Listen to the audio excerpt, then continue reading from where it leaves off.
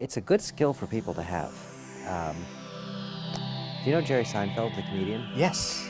He, years ago, in one of the openings of his We show... in Italy call it Jerry Seinfeld. Jerry Seinfeld, I like that. No, but I know. He did a bit in his stand-up comedy years ago where he said that, you know, the number one thing people are most afraid of is public speaking. They're more afraid of public speaking than dying. Why? So he said, so what I learned from that is, so if you're at a funeral, you want to be the guy in the casket, not the guy speaking. Public speaking shouldn't be that way. It should be, I love public speaking. Yeah. And part of it might just be my personality. I'm comfortable talking. Yes. I can, when I like a topic and it's something that I'm working on, it's something I'm doing a lot with, I can talk about it. Yeah. Probably to the point where I'll bore somebody. Yeah. If you like and if you know the topic, I think. Right. But I think that this is the key. Yeah. In together with the key that maybe could help to jump over the fear of the public is the joy, the happiness. Yes. So if you have a playful attitude, you can win whatever it is. I think that's my opinion. I think you're right. I think people make the mistake when they get in front of a group of thinking that the group is going to care if they make a mistake. Yeah. Most people won't even notice if you make a mistake. In fact, the thing I always joke about working in technology is I say to people when I'm giving a demonstration of a new website or a new digital tool, inevitably it will go a little slowly. Yeah. It might not always be as smooth as I expect. And the thing I say while I'm waiting for it is the thing they never teach you in school when you're learning technology and digital media is how to keep the conversation going while you wait for the technology to catch up. And you've got to know how to do that, because the more comfortable you are with that idea, the better you'll do at public speaking, because you won't be sitting there sweating and nervous that your tool isn't working or your website or whatever you're showing people isn't working. You have to think of it as a conversation. You're talking with them about something. You're going to show them the tool. But even if the tool doesn't work, you should be able to talk with them about it and make sure they understand why it's important. And that's just good conversation.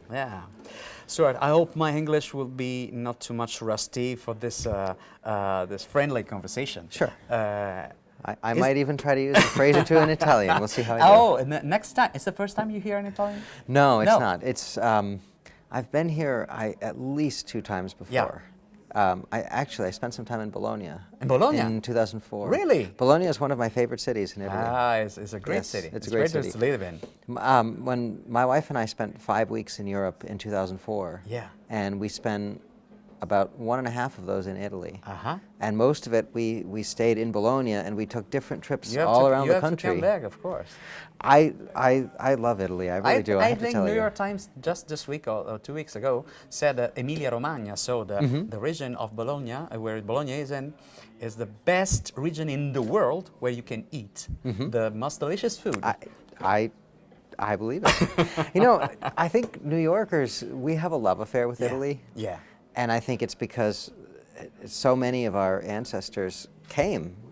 And in my case, I'm mostly German and Swedish in my background. But when you grow up in New York, you're never far from Italian food and Italian people and Italian culture. It's so prevalent that I think Italy almost becomes like the idea of sort of a motherland for people. Yes, well, we Italians could be such a mess if you wanna know this word, but it's a great place to live in. If you want to talk about a mess, watch New Yorkers try to build subways and build transit. It's a long time that I'm not in New York, but I agree with you. We're good at being a mess at things too. No doubt. Stuart, it's the first time for you in the forum circuit, on Comunicazione Italiana forum circuits. And tomorrow in the afternoon, you will open, if I don't remember bad, the session, the afternoon session. What will you talk about in the afternoon? Sure. So the theme of the talk is designing for collaboration, and what I'm going to share with everybody is what I've been doing for the past year at Fitch Ratings, which is overhauling the company's website and building a digital media team. And really, this is for Fitch, it's the first time the company has invested in digital with the idea that it should be the face of the company and that we should build the best digital presence possible to package, present, and promote our research and commentary, and of course our ratings, because Fitch is a ratings agency. And so what I want to share with the audience is how we've done it, because it's partly about the technology, but mostly about the people. Yeah. And mostly about helping people understand how the web can be a part of... Is it a change of paradigm, a mental model that we have to approach instead of technology in itself? Isn't it? Yes, it is. It is very much a mental change. For people who don't work with the web every day, it's a black hole, I guess you could say, or a black box. Yeah. It's this thing that's there. Most people don't understand how information gets on a website. They don't really understand, and I don't say this in a negative way. They shouldn't have to understand these things because it's not their job. They shouldn't understand all the details of HTML and code and servers and networks and all these things. But what they should understand is the idea that if they write good content and they want to share it with an audience, the first and best place to do that is on a well-designed website. And then everything should feed from there. What you do on social media, email, and everything. What do you mean with a well-designed website? What is for you a well-designed website? So a well-designed website to me is there a recipe for it? I don't know. I think there is. Yeah. I think the recipe for it is it has to be thought through in the way that somebody outside an organization is going to use it.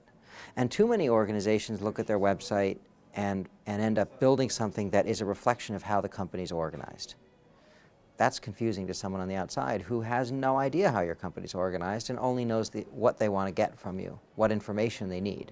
So the first step in the recipe is you've got to understand what your clients and customers are looking for. What they are looking for. Yes. Yeah. And make sure the website presents that. The second step in the recipe is the website should be simple. It shouldn't be many layers. The new website we're building for Fitch, 3 layers. Homepage, sector and topic pages, issuer pages.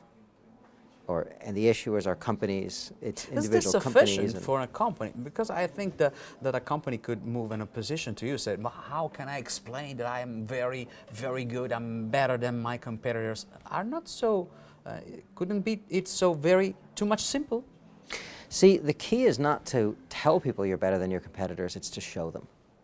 Put your best work on the web, put it out in a way that people want to come back and see more of it. Use good headlines, good imagery. I can't tell you how important good imagery is on the web. So many companies build websites, it's all text. It's a wall of text. Yeah. This doesn't excite people. It doesn't make people want to come back and look again. It makes them feel like they're looking at something that is the same as anything else they might see. Humans are visual creatures. Hi, I used to, in mine, I will be the host of the afternoon. So I will introduce you, and I will have a little chat with you tomorrow at the end of your speech. And I used to suggest to my guests an hashtag. So collect me in 1, 2, or 3 hashtags the keys of what you are telling about. I think there's one very good hashtag could be this one, show them. Show them. Show them could be an hashtag Yes. for your idea of a well-designed website. Yes. Show, not tell.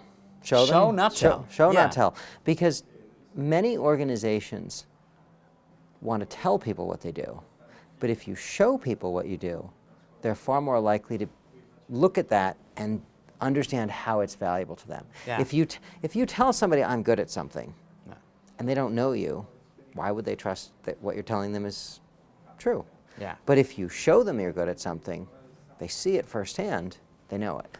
The key of our forum tomorrow is innovation to change. What is it for you? Innovation. What is for you change? Are two keywords, of course, but the meaning of the words for you are strong. Or do you think that we have to use other words because maybe it could be already old? Maybe there could be something newer about this. I think the words are good. I think that innovation to me means not holding on to old practices and treating them as sacred. It means being experimental and being comfortable with the idea that you should try new things all the time, see what works, do more of what works, but the way that you'll learn what things work well is you have to try things. Some things won't always go well, but that's okay. Lots of people are afraid of doing that. Why? Lots of organizations are afraid of doing that. Fear of failure. Fear of failure. They're afraid they might look bad. But you Americans are a little bit trained on the failure, much more than we Italians. For our Italians, a failure is a failure. For you Americans, say, okay, I failed. I try something new. What can you suggest to Italian people, to Italian person that say, okay, the failure, you are not, because is a little bit scary for you Americans. Imagine for us Italian, the failure is a apocalyptic. A big thing. Yeah, as a big thing. So if you take an experimental approach to doing something new, you can fail in a way that's not embarrassing because you can try things. Yeah, that's nice. People aren't going to see everything you're trying. Yeah. Maybe you try using a certain social media platform. Yeah. Maybe you try using a certain digital media tool. Maybe you try a certain approach to designing the website, and then you try a different approach and you compare them. Well, not experiment in any field. Experiment in some field that you can manage. Yes. So if you fail, it could be not embarrassing. It's nice that you use this word. And also experiment in a way that you're trying variations on what you're trying to build and seeing which variation people like and go with. Yeah. One of the biggest mistakes I see companies make in organizations is because they're afraid of failing, they take one approach, they commit themselves to that approach entirely, and they ignore warning signs that it might not work and keep pushing forward with it. Got to watch for the warning signs. And you've got to be willing to look and do things incrementally. Yeah. So one of the things we do at Fitch with this website project, we release new parts of the website every month. Most of the time when companies redesign a website, they decide they're going to redesign the website, they go away and disappear for a while, and then they have a big splashy press release and event and congratulate themselves on the launch of their new website. We take a very different approach, which is every month we release a little bit more of the new website. And that allows us to do the work in pieces that are manageable in a short period of time. It shows the organization and it shows our customers that things are changing and getting better and the experience is good. And it allows us to do the work in a way that we might start working on a piece of the website and realize there's much more here than we need to do. We're not going to have this ready for this month. We'll do it for next month. And meanwhile, we'll release something else this month. It's a very nice ingredient for the recipe of the failure of failure, no? Isn't it? And just to close, and maybe it could be a nice point to launch to our Italian audience tomorrow, and about the change, no? So under this word, I suppose there's quite very often a word that is why. Why to change? Is necessary to change? And when? Because if I think it's going to working quite well, why have to change it? Change should be constant. And when you embrace the idea that change should be constant and incremental, you save yourself from getting comfortable with doing things one way for a long time and then suddenly being forced to change because you're reacting to your competitors or you're reacting to others who are suddenly So change for you is a kind of evolution instead of a revolution. It is. Yeah. And it, in the rhythm of change, there will be moments where things are more of an evolution and there are moments where things will, the pace will be faster for a certain reason, a certain initiative, and that may feel a little like a revolution. Which skill do we have to understand which is the moment for the revolution, the moment for the evolution? We are gifted or what? I think a big part of it is, so if you're an organization and you have a market of customers, if you see an interest in something, make sure you're doing it for them as fast as you can. There might be a little bit of a revolution internally in doing that, but the faster you do it, the happier they'll be, and the better the organization will be as a result.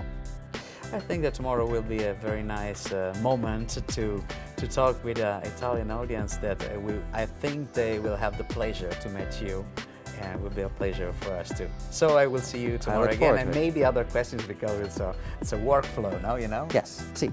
Thank you very much, Stuart. Grazie. Very much. Grazie a te. Grazie tante. Grazie.